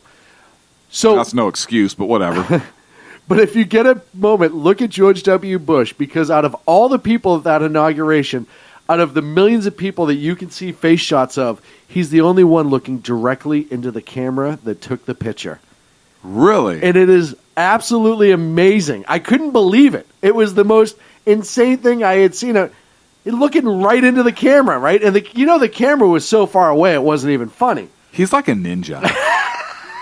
Somebody dubbed him because they have the pictures of him fighting with that rain tarp. Yeah. Which I think he was doing to be funny. Somebody dubbed him the cutest president ever.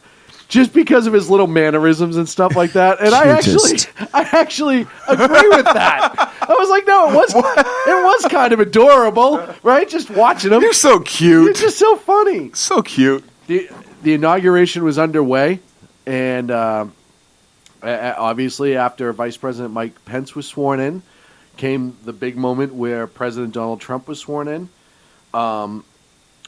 And the speech that Donald Trump gave, I immediately said, by the way, thank you to Jersey Joe to having me just before the inauguration on this show, but I said was the most American speech I've heard from a president in 8 years. Now, does that mean that everything in it was absolutely perfect and sunshine and roses? No. Was the totality of the speech a very pro-American, a very pro-Trump, and a very positive message? An extremely important notation, if I may stop here for a second. He referred I 3 times. Right. 3. Right. Only 3. The rest were we. And that's a huge change of pace. Telling. That's a huge change of pace compared to the executive who is just there. Well, not only that, you look at the actions he's taken, and I know we'll get to this. I'm not trying to showbiz it, but you look at what he's done in this short amount of time. Even before he was president, some of the moves he was making with Carrier and Ford. Look, this guy, he keeps going down this road. He is going to be a 2-term president, and he is going to turn even more states. And the reason and what you're saying is so incredibly important because that's the base motivator behind everything that's going on. The leftists, Democrats, etc., are all shitting their pants because they're afraid he's going to be successful. Well, and he is going to be if he keeps down this road. There is little diapers full of tofu all over this country right now. I mean, you look at some of the first things that he did. Let's talk about the executive orders. Yeah. I do want to mention Bill Clinton getting caught staring at Melania. Oh, that was a great photograph. Did he really? Oh, with Hillary staring at him. She's to his right, looking at him, Brilliant. looking Agador, at her. Agador reminded me in the chat room. Dave did. Oh, it was just so classic Clinton. It's perfect. It's just perfect. And one more thing. He's like, man, I wish my first lady had looked like that. Hey, Hill, check out oh, shit. Hey, where's Biden? One more thing, too. There's just to fix some of the social media bullshit that's going on, there's a picture of the day of the inauguration of Obama putting the two ladies in front of him to enter the White House, and Trump was walking in front of them. And it went on this whole, like, how he's just this masculine dickhead and he doesn't care about women, blah, blah, blah, blah, blah. Of course. Speech. Somebody was smart enough to put the entire video. The reason he was walking in front of everybody is so he could open the door for the ladies to go in first. And they didn't. They only still shotted the picture of Trump being a couple feet in front of Mrs. Trump and Mrs. Obama. But they quickly were like, oh, look at what a misogynist he is. He just walks in front of these women. He has no graces. If you watch the video, he actually opened the door for the ladies. The second door? Yes, the inner door. Yeah. He was holding it for him appropriately. So just so you know the BS that's out there. But let's talk about And of course, Obama didn't come out and say, well, no, he actually held the door for my wife. No. Because that would be a stand-up thing for him to do. Right. Well, you won't hear from him until it's time for him to make another run. He can't. He's going to try. He can't. Let's not even go down this road. We've talked about this. He's right. So let's get into executive orders I'm sure it's and gonna be actions fine. right off the bat. First and foremost, a lot of people are complaining about some of the executive actions and how quickly he's issuing them. A vast majority to... Who did he learn from? Well, he's also undoing a lot of what Obama did. That's exactly it. And so, That is I exactly talked it. about this, I think, 2 weeks ago. When they're going to come out and throw it all, the number of executive actions, how many of them were to undo Obama executive actions? They still follow technically under executive actions. How many of them will be for that? He went ahead, first of all, with the Keystone and the other pipeline there, signed an executive action. He put some federal focus on that. Energy, right off the bat, first couple days, absolutely amazing. Let's see, the Mexico City executive action that's going to reduce or destroy funding for abortions outside of the country. Right. That's a humongous one. Dakota Pipeline, thank you, Dave. That's a big one. Why should we pay for that? Why should we pay for that? The wall? Well, right. So he signed one today, getting federal funding towards the wall. And it's really just a directing of the federal funding that's already in place. Right. It's directing the agencies to look at funding and how we can use existing funding. No, that funding was already encumbered. Right. No, that's what I'm saying. It's encumbered. To look at that funding They've refused and how to best, use it. Yes, how best we can use that funding to start the project. That's what it was. I do like Peña Nieto says, no, Mexico's not paying for Trump's border wall. Oh, you will. One way or another. He doesn't... People interpret that as he's going to write him a check. No. Nope. No. That's here's not, how you're going to pay that's for not it. How We're happens. going to tax and tariff the hell out of you. Out of everything that comes into and out of your country. And that's how they're going to pay. I agree wholeheartedly. Well, and he's fighting for Mexico now because he's already lost 3,000 to 7,000 potential jobs in Mexico. If we actually start to shut down people coming in from Mexico, and that's the other thing. It's not just Mexicans coming into the United States. It's everybody else, too. It's everybody from South America, But again, and it's also people from Muslim countries the coming left in. pushes the emotion. It's the poor Mexican families. Clint, out of the executive, those are my two big ones that I thought really stood out to me as far as executive orders that he took care of right away. Getting that pipeline, hey, look, we're going down Energy Road, we're going down jobs, we're going to reduce our dependency on foreign oil, and I think you're going to start seeing the ban lifted on drilling in federally owned lands. Some of those EPA regulations. I think he's setting that up, so I think that's so pretty too. good. Well, yeah, one of his picks is an Exxon Mobil exec. I mean, Well, of course. question: why did Deepwater Horizon cork off from BP? answer because it had to be placed at such a distance from the coast of the United States because they could not come within that distance due to the environmental regulations. The safe. corollary to that is the further away you go, what happens? It gets deeper. The deeper you have to drill, the more dangerous it becomes. Who created Deepwater Horizon? The United government. States of America. Thank you. Clint, executive actions. What say you so far? Obamacare. Hands down. One of my look. He campaigned on it. He came out. He signed it. I mean, it's talking about hey, you're going to ease these regulations. You're going to ease the burden on the American people while we look at how we're going to repeal and replace it. Hands down, that was he campaigned on it. He sat down. He signed it right off the bat. The other one I like is I like the order talking about how we're basically going to be doing immigration. Yes. For Syria, Iran, all those high risk countries. Well, and he's going to name the Muslim Brotherhood a terrorist organization. Duh. Yeah. Yeah. So again the wall. So all of the actions he's taking are appropriate. I want to talk about Supreme Court justices also. That's real where quick. the bat. Oh my God! Would there be a battle? Before we go down that Okay. road, let me kick the same question. Oh, I'm sorry. to Mark. Go ahead. Any executive orders other than the ones mentioned that you deemed pretty noteworthy? I'd have to go to the Keystone XL because he's actually talking about it in public. I didn't quite think that he was going to go there this early. Oh, but he went quick. Yes, he did. But here's the other thing that leftists don't tell you: there are already literally thousands of miles of active petroleum and gas pipelines all throughout the United States, and mostly they run right along the right-of-way of railroads. Yes. Well, and here's the thing. Taking them already in. Taking them off the railroads makes it safer. How many times have we seen in the last year you've had explosions with oil tankers and other fuel tankers in small towns where the towns get decimated almost? It's happened a few times in the last year alone. That alone, you could argue that you're protecting citizens. Not that you need to argue it right now, but you very well could. And as Dave points out in the chat room so astutely, you're also going to have it done with American Steel. Yes. Which is going to be a huge. Yep, I forgot to mention that. You look at the jobs that are starting to come out of that one executive action. But we talked about this, I don't remember if it was 2 weeks ago or 4 weeks ago. We talked about the fact when he was bringing the Ford back to Michigan, we talked about steel back in Pittsburgh. Yes. And big one. I don't know if I brought it up or we brought it up and probably talked. me because I'm smart. Yeah, probably. That's what I was thinking.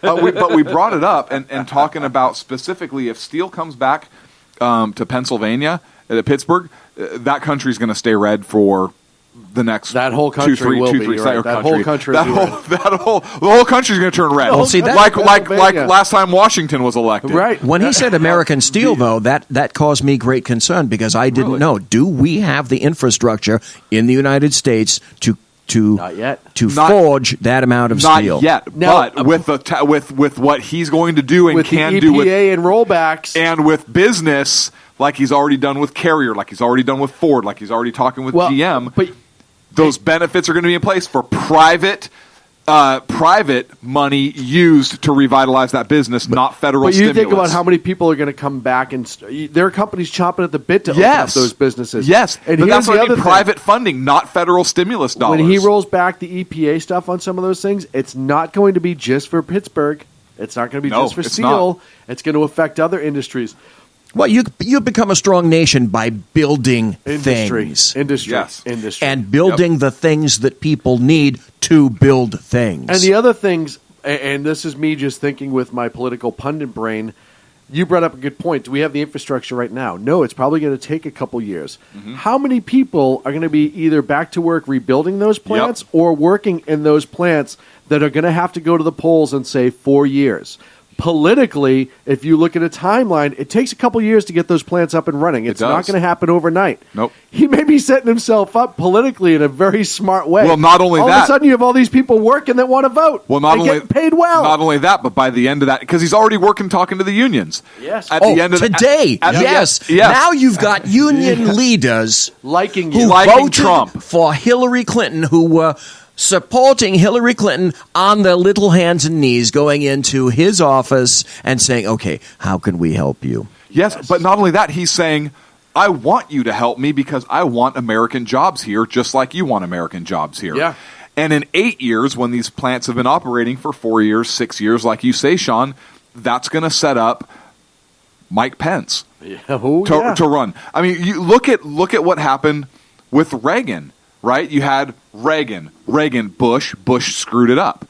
But the Republicans held the presidency for 12 years because of those Reaganomics. Trump is setting himself up in the same way. He's not stupid. The man is brilliant. You don't get as successful as he got by being stupid. You can think he's a buffoon. You can think he's pompous, whatever it is. Now, he could have run his dad's company completely into the ground. He could have. The man is very, very intelligent, knows how to build wealth, knows how to manage wealth, and knows how to get people working. Yep. And if he keeps on this track, and if Congress allows him, don't get me wrong, I want Congress to still be a check on the president. So please, nobody misunderstand what I'm saying. Yeah, but if he keeps doing good things, and Congress doesn't screw with him constitutional things for political reasons, then they would be stupid. The Democrats are in trouble right now. Well, and I think you're going to start seeing Democrats even start siding with him very, very soon. Those who maybe not. Because the Democrats are in trouble right now. Who do they have? They have 2 years to get themselves reelected in their districts. And the Republicans in every blue state should be focusing on somebody who's very, very electable. In California, there's 100 seats up at least, I think, in 2 years. I think in California, the Republicans should be looking at somebody like Tom McClintock to go after the Tom governor. McClintock, oh my God, if they run smart guy. If they run somebody like a George Barr, I'm just making names up here. They're not going to. The Dems are going to stay in power, right? But if the Republicans do it smart and the country's progressing down that road, you could see California go red. See, while you're thinking about that, the Dems, meanwhile, are doubling down on stupid by way of the DNC. Keith Ellison, for one. Yep. Did you see Yes, the they video, ladies and gentlemen? You, Sean, Clint, people that are listening, podcast, whatever, go find the video of the white chick talking at the DNC, Yes. We need to telling silence that white people. it's incumbent upon white people to She's one shut of the up. leaders. Yes. And I say, you know what, DNC? Hire going. her. No, keep going. Take Keep her. going. You Yes. bet. We Put love it. her Go in for it. charge. Yes. There's- Double down. We also have right here in Calexico. No, wait, Sacramento. In February, we have the California State GOP convention right up the road from us, which we may pop into. But there's also another young woman in California who needs to be looked at too for leadership in California. Her name is Melissa Melendez. She's out of Lake County. Really good conservative. I've been following her for a while now. She comes from a very conservative area. I think that there's some people here that you're going to see that need to be pushed, but you're going to see Democrats start jumping on board too, because these districts, some of these districts that will be affected heavily, Pittsburgh, right? If the steel goes back and you have all these jobs come back, and all of a sudden Detroit as well, with all these auto industries starting to come, if the auto industry booms back like it looks like Ford may do specifically, you're going to have people all of a sudden go, hey, who put me to work? Here's the other thing. There are tons of properties Yes. that were once those that can be rebuilt again on land that's remarkably cheap. Yes. If it's not a super fund already. Right, and there'll be people going after it. So just by doing that one executive action, he's setting up a lot of things to go in motion. And like I said, you're going to get Democrats who are going to have to either side with him or answer the constituents. And their constituents may not be as polite after they see progress being made. Exactly.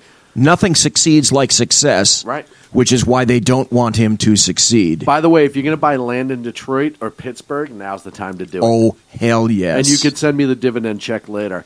You know what? Just something happened in the first few days, and I want to get to this before the break. I'm sorry because I know we have No, more I know. Go discussion. ahead, buddy. This is a quick segment.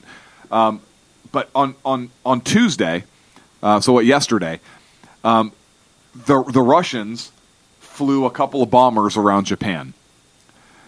And if you remember when Obama did this, I don't ever remember a news story saying that the threat posture was increased at all when we did that. NORAD immediately increased its threat posture. No, that's weird, right? They sent 2 bombers around the island. NORAD sent up its threat posture and had a tanker on station ready to go to refuel the Japanese jets if it had to respond. Well, that's I don't remember ever hearing anything But you like that also- when Russia did anything like that when Obama was president. Well, how many hours? I could be wrong, but how I don't many remember hours hearing after that. Mattis was sworn in, did we drop 31 sortie bombing it runs on ISIS? B-2s. 31. Right. 31 runs were made within 10 hours of him being sworn in. Maybe the plan was in place prior. I don't know. But it's just ironic that you have those 2 events back to back. What does that say to our adversaries across the world? Don't F with us. Don't F with us. Hey, you know what? Well, China is already pushing back because Trump has said you will not be building anything else On the in international waters. Yes. He's taken a strong stance right off the bat with the people that he needs to be. But during his inauguration speech, he reached out to our allies, too. We will be forging relationships. We'll be repairing relationships.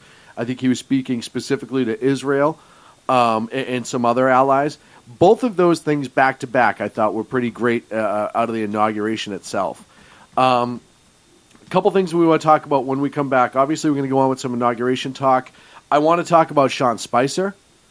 And how he's dealt with the media. I love that guy. Don't show Okay, visit. Don't I'm show sorry. visit. I'm sorry. Damn Sorry. it. I know. I'm sorry. I want to talk about that. I'm sorry. I do Immediate want to reaction. talk about everyone who's been confirmed and move on from there. Like in the Catholic sense of the word? Absolutely. Or, okay. All that and more on the Sackheads Radio Show live on the SHR Media Network.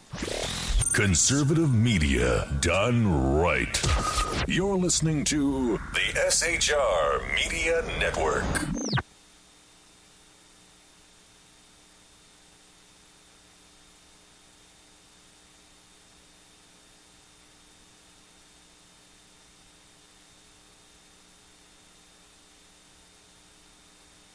Hey, it's Sean from the Sackheads Radio Show, also one of the owners here at the SHR Media Network. Are you opinionated? Have you ever wanted to do your own show? Have you ever heard somebody like the Sackheads and go, yeah, I could probably do that better? Well, now's your chance. Send me a 5-minute clip at sackheadsradio@gmail.com, and maybe you can be part of the SHR broadcasting team. sackheadsradio@gmail.com. Times are dark. The people are misled by corrupt politicians, lied to by establishment media, and deceived by the false messages of Islam. A nation looking for direction needs a guide. It needs a man with a cane. I'm Dave Milner. Join me on Spreaker, SHR Media, Pundit Press Radio, and YouTube through the SHR Media page for a different kind of commentary on the unpleasant blind guy. Because the truth is not always pleasant. In a world controlled by corrupt politicians, You got a business. You didn't build that. a team of ordinary men emerge from the ashes to give voice to the voiceless and hope to the hopeless. Sackhead Sean. Dude, I'm not saying Kafka was stupid, bro. Sackhead Clint. All good friends of ours usually show up drunk. Also starring Sacco as the producer. I'm a little bit drunk, I'm a little bit drunk, 'cause I'm drinking, drinking, drinking. They are the Sackheads Radio Show. Every Wednesday at 8 p.m. Pacific on SHRmedia.com. The bloviating Zeppelin. He's big-footed enough radio shows to last a lifetime, courtesy of Sean, Clint, Ken, and Jersey Joe. Now it's time for him to waddle on his own 2 feet via the glorious SHR Media. Gird thy loins for the bloviating Zeppelin's Berserk Bobcat Saloon. Coming soon to articles near you. Excelsior. Conservative media done right. You're listening to the SHR Media Network.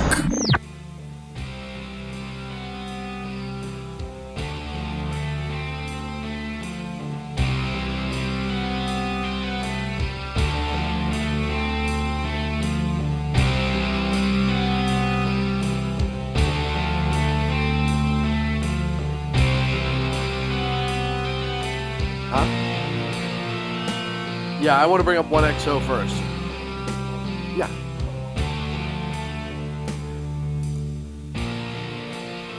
Oh, yes.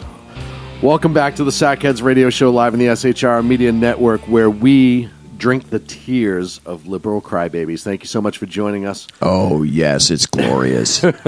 I was going to say where we swallow their souls and drain their mortality, but either way. Right, one way or the other works, right? Two executive actions that orders we want to talk about really quick before we move on that I forgot to mention.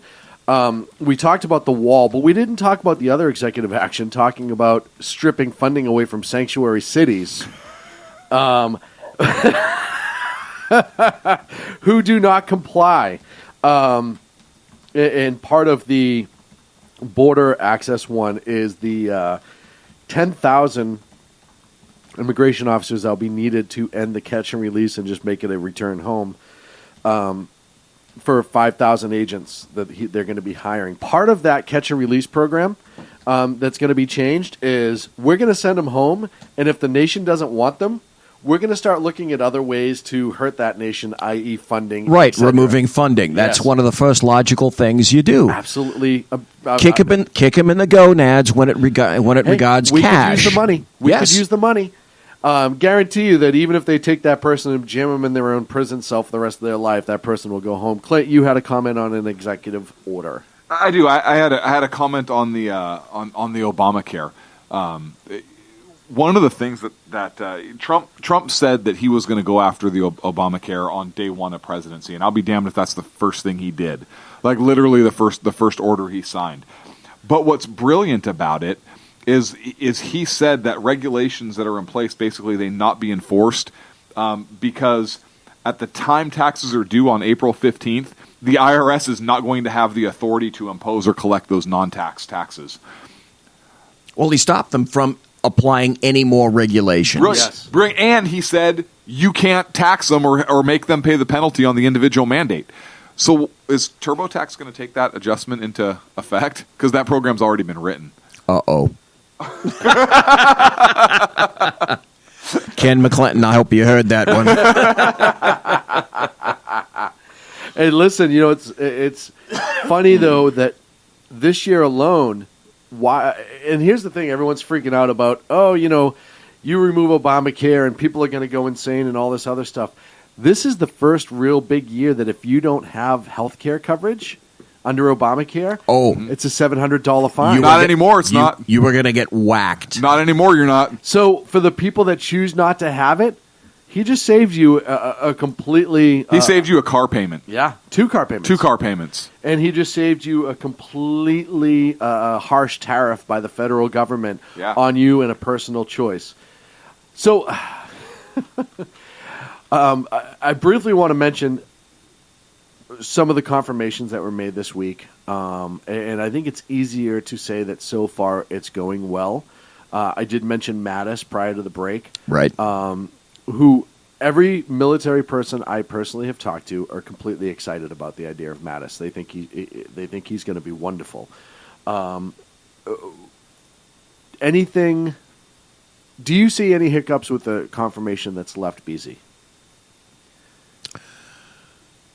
I think the first, he's going to get him. Sooner or later, he's going to get him. I really don't think that there's enough chuff to be able to do it. The biggest fight, and this will be the crux of the biscuit, is going to be next week, because that's when he makes his announcement for Supreme Court, and you can guarantee that the Democrats will come out with every gun blazing. Chucky Schumer. No, they can't. You can't do that because they don't believe in guns. Right. Well, okay. So Little you Pom-poms of flame. should rephrase that. Little Chucky Schumer came out saying that. By the way, did you see the little kerfuffle that was up on the floor between little Chucky Schumer and Senator Tom Cotton that no one covered?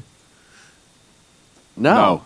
Because basically, Chucky Schumer reneged on his promise to let some things slide through, and then he started becoming an obstructionist. And Tom Cotton popped off on him. I've been trying to find the exact words that occurred, and the media has not covered it at all. Well, because, But basically what Tom Cotton said, and I served 8 years in Afghanistan, and that trumps your crap. So if now, to use your term, he reneged on the promise. So are you going to go there? No, I'm simply asking a question. So Okay. that makes Tom Cotton the renege-e, correct? What? I'm going to stop you there. What? Okay. No, I'm asking a clarifying question. No, I'm going to stop you there on this one. I don't even understand why. You know what? The fact that you would even think that proves that you're the blatant bigot that everybody thinks you are. And I'm going to apologize to Ken McClinton right now. Well, Ken already said Sean is such a racist. Thank you right very much. Right there in chat. There it is. It's Thank you. immured right Thank there. you. I wasn't even going there. It brought me right back to when the Baltimore riots were going on and Saturday Night Live did the bit where they were covering the empty ball game, and they were talking about Machado, and the guy who was playing Joe Buck said, he may have had the injury every day, but you know what? That knee grows stronger every single day. I'm sorry, I don't know why I would say that. Oh, that's right. Jersey Joe in chat said Schumer said Cotton wasn't here 8 years ago. Cotton said, "I know I was getting shot at in Afghanistan." I love it when people. I love it when they set themselves up for that. So, where were we before we went off on the rant of you? Trump's inauguration. We were on Trump's inauguration. No, I know. We were going down the road, though. We talked about confirmations. I did have a question out of the chat room from Dave. Do you think Trump, and I'll pose this to you, gentlemen, do you think Trump can pull off recess appointments, and who? And then we'll get into the Supreme Court. Look, I don't like recess appointments. I don't like them at all. I held Obama to the same standard, and I'm going to hold Trump to the same standard because I mean that's the right thing to do, and it's fair. I don't like executive orders, but Trump's executive orders they're ordering how he wants his executive agencies to handle. Yes, he's not trying to circumvent or write laws. He's ordering how he wants his agencies to perform, and he's not telling them to ignore laws. He's saying, "Hey, the IRS is not going to have the authority to do this because he knows Congress is going to pass the law." So, it's a tool to stop the tool that Obama used. But if he is. wants things to stay in, then they need to pass bills. He did. President Trump did something else too, which is interesting. And Andrew Napolitano actually pointed it out in an article that he wrote. It was a very, very good article. And he points out that Donald Trump did something that no president has done since Thomas Jefferson. He wrote in his order that if a federal regulator or enforcer is enforcing a regulation or a law, and there's gray area, he ordered them to come down on the side of the individual, not the side of the government. That's not anything that has been done since Thomas Jefferson's presidency. On the other hand, it is constitutional. It is absolutely constitutional. And so because of that, I would think Trump would not go for the recess appointments. I would hope not. If he did, I would speak out and say, hey, I would prefer he wait for Congress. Or Congress shouldn't recess until the business is done. Congress should not recess before the cabinet is full. Yes. Congress Agreed. should not recess before a budget is passed.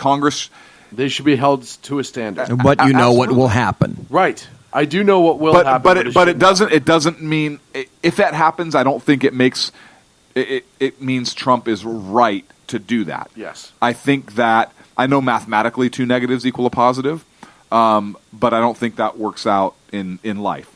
So I think Trump could use that as a political tool.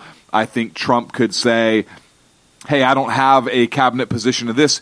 I'm going to use you as a temporary position. This is not an appointment. This is not a recess appointment. You're a fill-in. You're a fill-in. I need somebody to help me out with this, and you're it for the good of the country.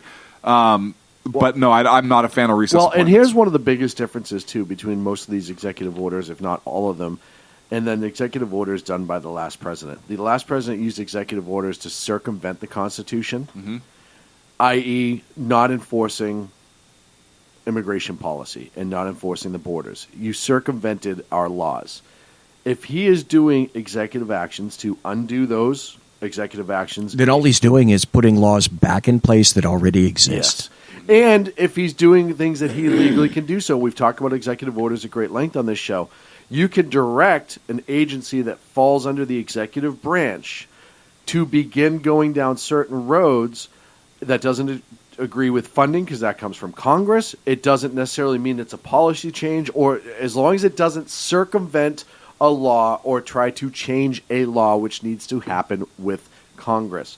Let's move on to Supreme Court because we only have 17 minutes left in the show here. All the knives and daggers are going to come out on that one, guaranteed. And because it's such a huge deal. It's so critical. It is because so critical. And let me state up front, I'm going to be honest, I am completely biased.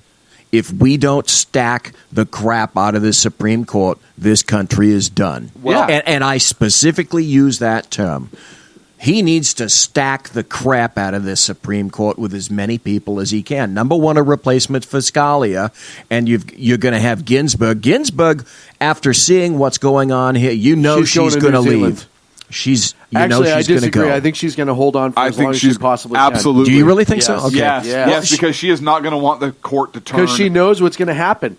Even at best, if you put in somebody who's a centrist, you've taken half the votes easily away and given the most of the majority. Well, and Kennedy's going to go too. Look, Kennedy's kind of been that swing vote, right? He has been that swing vote. But if you take a moderate and replace it with somebody that you think is not going to be a John Roberts. Mm-hmm. Well, so here's what you potentially have, right? You have Scalia being replaced, so that's a conservative. So that would be that would be a split on the court with Kennedy being the deciding, right? If Kennedy goes, now you have a true 5-4. You have a true 5-4 split on the Supreme Court stacked in the conservative favor. You're still one conservative away from tipping the court and the other. If Ruth Bader Ginsburg goes, now you have a 6-4 conservative. And you have a cushion. 5-4 was tenuous every time. Critical decisions were made on 5-4. Yes. They shouldn't be that close. No, not on that critical of a decision. Absolutely not. So this next president, we've talked about it ad nauseum.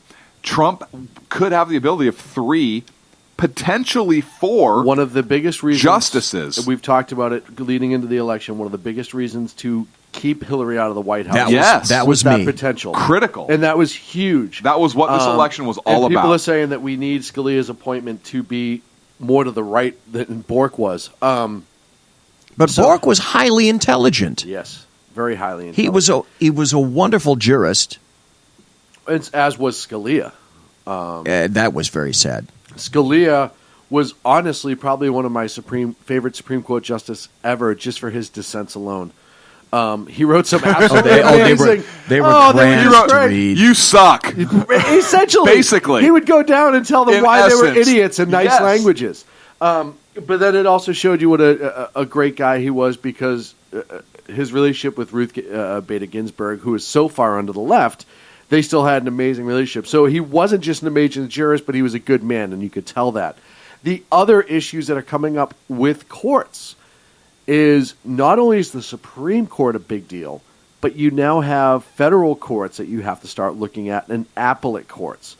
Well, D.C. court. D.C. is like the number 2 under the Supreme Court. Right. So you have D.C. and the 9th in San Francisco for all the West Coast cases. Oh, the 9th is lost. Well, but here's the thing. If in the next 4 years, even if he replaces 2 or 3 judges in the 9th, which is possible, I haven't looked at the numbers, but it's possible, you are now eliminating cases before they even get to the Supreme Court. So you have to set that up as well. You need to tier this up. It's not just Well, no, the that's Supreme true. Court. That's you true. need to worry about You're federal right. courts because now we need more summary judgments before it even gets up there. right, For and God's sake. and you have federal courts where judges stay honestly a lot longer than Supreme Court. Right, Supreme Court has a lot of pressure. I think a lot of people burn out in a few years, and it can happen. You have a lot of these judges on a federal level, locally, in all the different circuits who stay on the bench for 35, 40 years. You replace a couple of those, and you're also saving the Supreme Court from any presidential damage in the next 8 years. Say he loses the next election, and you get an uber liberal in there. You now have things being taken care of before they get to that Supreme Court. I think he's going to have 3 in 4 years. I think he's going to have 3. And if you can pull that off, and that's where you set up the fight. Yes. Yeah, they're going to fight against his executive orders. They're going to bleed all over that. They're going to push back on everything that he wants to do. I'm telling you, the pitchforks, the torches, they are coming out starting next week. That's when it gets deadly serious because they know what the bottom line is on that. The bottom line is loss of power. Absolutely. I agree wholeheartedly. Like you said, summary judgments are going to be huge leading into that. Mm-hmm. So I think the Supreme Court's ideal right now for the picking. There's no doubt. And here's the thing: Democrats are going to fight tooth and nail every single way. And I'll be curious no matter to see, who it is. No matter who it is. No So matter that's who it why is. I think it does. And That's what's exactly funny it. is Schumer said, we need somebody. We need a mainstream judge. Guess what? The 3 judges he's putting forward are all federal appellate judges, and they've all already been through a confirmation hearing. How are you going to now say they're not fit? Well, Chuck Schumer said to the Face of America that they'll have to be more moderate, and then we can approve them. Well, wrong. They're gonna obstruct every last damned one. Well, and here's the other thing too: is you might as well go now with your most conservative choice. It's going to be a fight no matter what. But if you're Trump and you get your first judge who is extremely conservative, The door's confirmed, open. The door is now open, and they will fight less if you have somebody who's a little bit more moderate. And that fight will be less later on. You're letting them punch themselves tired out of the gate. Yep. I think that's the way to go with that. I think you pick somebody who is extremely conservative. They're going to get it anyhow. The Democrats can kick and scream all they want. They can't do it for 4 years. A couple different names thrown around, but the second best newsman in the business, Dan Butcher, who's in the chat room. That's the name you're throwing around? Is he's talking about William Pryor. Oh, I thought he was talking about on the Dan Alabama Butcher. on the 11th Circuit. And Hardiman out of Pennsylvania on the 3rd Circuit. There's a great judge in the. Believe it or not, there is a California appellate judge that I would love to see on the United States Supreme Court. Okay, who? That is Judge O'Rourke. Wow. Southern California. Never heard California appellate judge, a Wilson appointee. Oh boy, that dates. A brilliant. Yeah, he's older, so I don't know that he's somebody that. I was going to say how many years are left in him. But he's got a brilliant legal mind. If you read some of his dissents, notice I say dissents. Yeah, right. He's That's a Wilson the appointee in critical word California. right there. You read some of his dissents. The guy. That's all he has. Look him up. Look up Judge O'Rourke, California appellate court judge. Just read his dissents. That's all he has. He's cantankerous, which is amazing, like somebody else I know. And he's a natural law.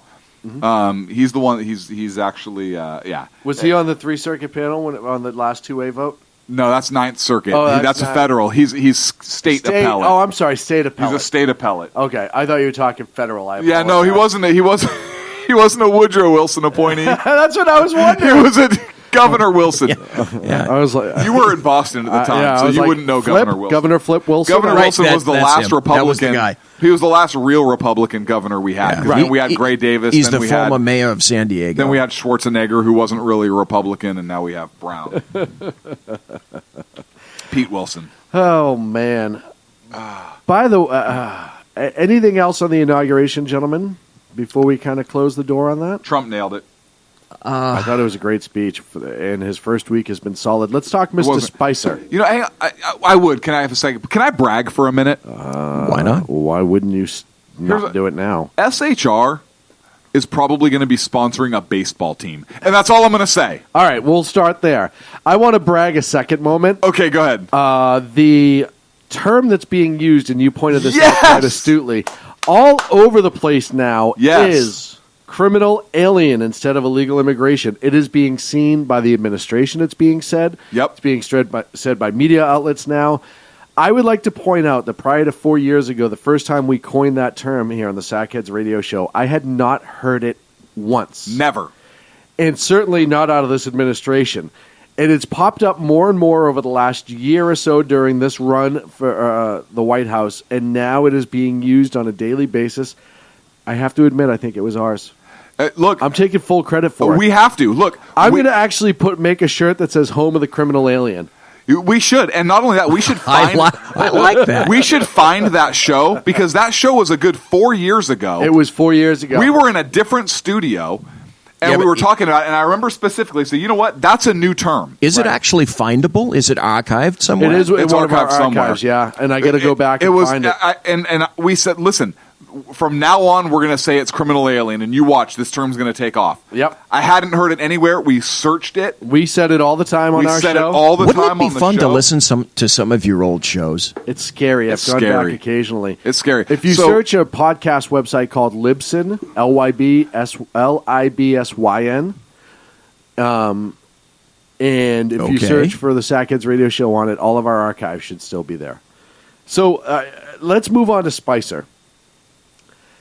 Oh my, how the media press pool, as you pointed out, at the White House is just up in arms over Mr. Spicer. One of the first things that I like about him and I noticed about him is he doesn't let them double talk and he does not kowtow to anybody that is in that pool. He has been very direct. He corrects them when they misspeak. He's been very informative, but doesn't allow them to dictate. And he tells them how it is. Hey, I don't have an answer for that. I'll get back to you. Yeah, but what? I don't have an answer for that. I will get back to you, sir. Not forcing an answer, not giving an answer that he's not made, and not giving a BS line. Right. Like, well, we all know that the president's stance on blah, blah, as we saw with Ernest and the other ones over the last 4 years. No, I don't have an answer. I will get back to you with one. Well, the AP, the Associated Press, threw a gasket this morning when he had the absolute temerity to pick on the New York Post instead of the Associated Press for the first question. Yes. They became absolutely unhinged. How dare? Good. How dare he not pick me first? Well, maybe if you were nicer, we would have... maybe if you weren't a bunch of D-bags. Yeah. Well, and I'm sure you've heard of the fact that they're thinking about allowing just citizens to come in and attend press briefings and ask questions. Yeah, well, we would like to be a part of that. We would. If it happens. I do want to say one thing. I read a statistic. I have not fully vetted this or not, but I read something. I think it's accurate. I'm just going to throw it out there because it's interesting either way. Trump won the popular vote in 31 states. Yes. Clinton won the popular vote in 19 states and D.C. Which doesn't count. Outside of California, Trump led the total popular vote for all the states combined, except in California. Right. Hillary Clinton won 5,860 votes, 5,860,714 to Trump's 3,151,821 votes. This means California alone gave Hillary Clinton the popular vote for all states, as claimed by the Democrats, right? Which essentially means Hillary was elected president of California, and Trump was elected president of everywhere of the else. rest of the nation. This is why the Electoral College is brilliant, because California would have chosen the president for the rest of the country. Well, and here's what the Democrats want. They want their power in perpetuity. Yes. And they do not want anyone to interfere with that agree. ability. I agree. That's the goal. And as we've seen over this last, 2 weeks specifically, but this almost, 5 days since President Trump was inaugurated, you have seen a left come completely unglued. And the best part is Bring they're it on, stupid leftists. enough to do You it on bet. television. So the people who are trying to pick a side are looking at them and go, completely insane, or just think a little different than I do. But see, here's completely the thing. insane. I know you got to go pretty soon, but Think a little here's bit one of the false memes of this. A recent poll came out saying that the vast majority of residents living in California would like to see sanctuary cities banned. Yes. That's not covered. Yes. And I think 19 counties have some sort of sanctuary approach to their policing and whatnot. I'll tell you what, I think you're going to start seeing a lot of it go away. I've said this before, and I've said it again with law enforcement. When you have a president who will actually mention law enforcement at his inauguration, I think you're going to see some chiefs and sheriff who have been otherwise afraid because of the political backlash and just what would come down if they take a very conservative approach to law enforcement, start coming out of the woodwork more, even if it's to save their own hides. And that's direct to immigration. You're going to see some just start working with federal officials on immigration alone. Folks, that's it here for the Sackhead. Great show. Thank Great you, show, folks, for Sean. listening. Great show, Clint. Outstanding job, gentlemen. I appreciate your time, as always. To everyone in the chat room at shrmedia.com, thank you so much. We get underway in just a few short hours here on the SHR Media Network. If you're on the East Coast, or even if you're on the West Coast, it's still a few short hours. Make sure you check it out. Full lineup again tomorrow, right up through Ken's show, The Exceptional Conservative. The Reva Reeves tomorrow morning. Everybody, The Right Way goes tomorrow. You got to listen to Melanie's show. If you want to know about finances, she's definitely the one to listen to. Of course, Jersey Joe will be cackling. Hopefully he's feeling better. I know he was a little bit under the weather today. Right through the afternoon, we have some great shows. So stick around here at the SHR Media Network.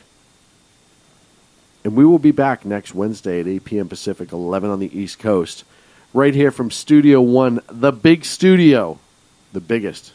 The ballsiest. Sorry. And that's BALLZ. Z. E-S. E-E-S-T. See how I did that? BZ, all in the same thing with balls? We'll see you next week. The best late-night conservative talk show in America, Sackheads Radio. And listen, there are no people better on the air to give you the best in conservative talk than Sackhead Sean and Sackhead Clint. And we're working on the immigration papers for a certain other guy who happens to work here, too. For those who are tuning in around the world to the best in late-night conservative talk, Sackheads Radio. Sack News. Sack News. Radio. Sack News. Sack News. Radio.